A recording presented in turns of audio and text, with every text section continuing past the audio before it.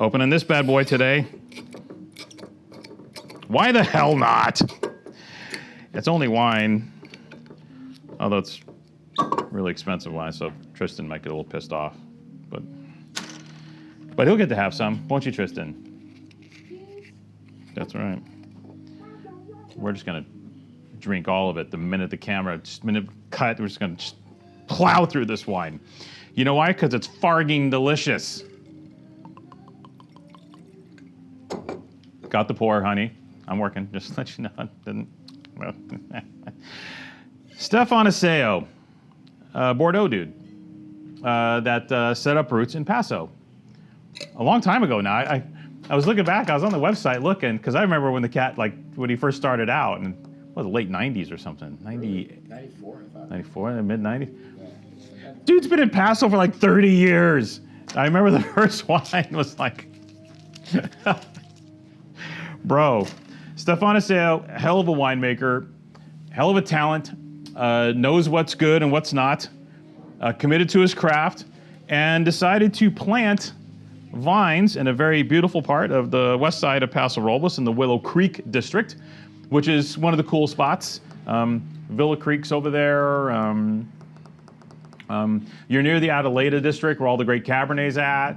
And so definitely west side Paso, definitely chalky soils. You got your limestone, you got your shells, you got your, you know, bookery, saxamy things going on. And you have the beautiful cooling aspect of the gap there, that transverse corridor, and the cold air shoots right in from the beach and finds its way to this spot, and then just east of where these guys are at, then Paso goes, no, we're hot, and tells all the nice cool breezes to politely F off. So where Stefan's at, he's in a good spot. And he already knew this with his French background, because he is French.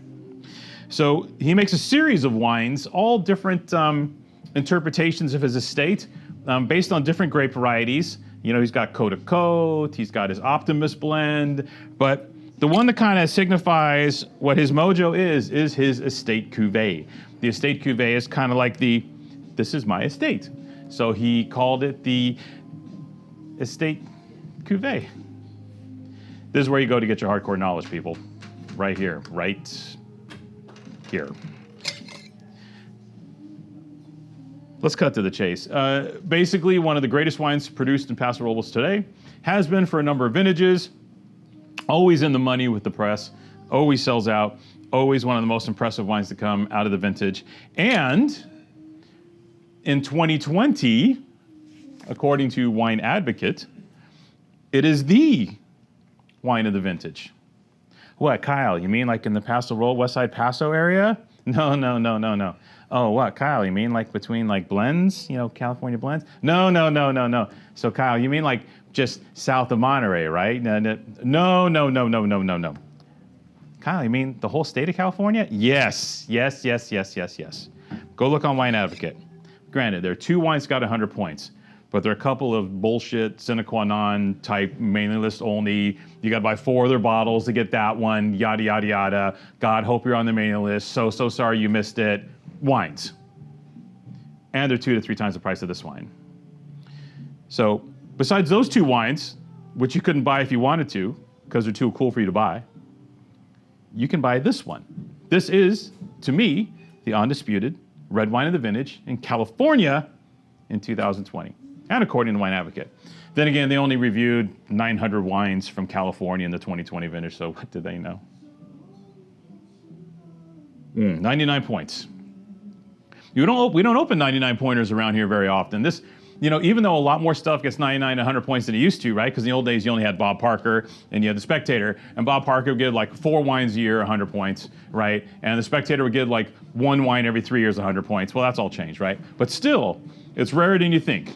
These scores are not just handed out. These are earned. These are wines that have to be especially compelling in the context of all the other wines and tasted and looked through by these magazines, by these periodicals. So when you do get a 99, you can't poo-poo it. Poo-poo.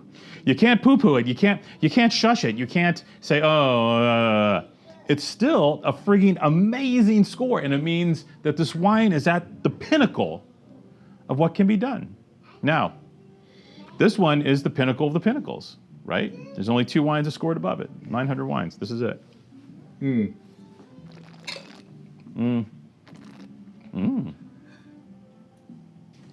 should probably talk about the wine. Well, besides the fact it's friggin' delicious. So 45% Syrah, 40% Cabernet, and 10 or 15 PV. 15 PV, that equals 100, right? 45, 40, 15, that is 100%. The key here is the art of blending, because they all bring something to the game, right? The Syrah, you think the Syrah is going to impose its will at 45%, but it doesn't. It creates the whole meat, pepper, and game thing.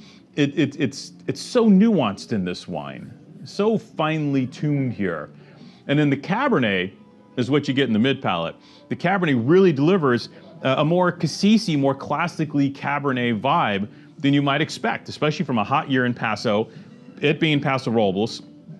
It doesn't deliver like a gooey, Justin or Dow type thing. It is focused, pure, precise cassis-y Cabernet Sauvignon in this wine. Very important to make that note.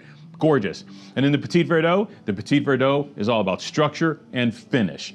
That hardcore blackberry, tannic, just bringing it all home, right? The PV is the secret weapon that brings this wine home, especially in hot years like 2020. PV is so important because some of the other grapes can get almost a bit too much, but in this case, man, it just really frames the wine and creates this ultimate drinking experience, which is super beautiful. The wine is powerful, yet fragrant, focused, not blown out, very balanced. Now, 2020, okay, we can talk about 2020, but it was a hot year. It was a warm year, and the thing with the fires is most of them, Paso might have been maybe had a look at it, but not to the same extent anywhere like the North Coast or any of that area. So Paso was a very unique spot to be in 2020. And you had haves and have-nots. You guys that handled their business and you guys that didn't, particularly based on the heat more so as opposed to any other condition. And in this case, this wine handled its business perfectly. So what you have is you have one of the wines of the vintage, maybe the wine of the vintage, usually around $130 a bottle. Shh, we're offering a super secret price to you on our thing at $110, right? So $20 off a bottle. Don't tell anybody, it'll be our little secret. All right, so when you go to the checkout, this wine will be $110 a bottle instead of $130, which for one of the wines of the vintage and 99 points is pretty friggin' cool. Yeah, I get it. Boom.